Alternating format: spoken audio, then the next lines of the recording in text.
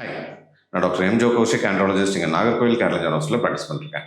நம்ம இன்னைக்கு ஒரு 33-year-old பேஷண்ட்டுக்கு ஒரு டெஸ்டிகுலர் க்ரோத் ஃபேக்டர் இன்ஜெக்ஷன் கொடுக்குறோம். ஸோ இந்த ப்ரொசீஜர் நம்ம எப்படி பண்ணுறோம், ஸோ இதை எப்படி நம்ம டெஸ்ட் இன்ஜெக்ட் பண்ணுறோங்கிறத இந்த வீடியோவில் நீங்கள் பார்க்கலாம்.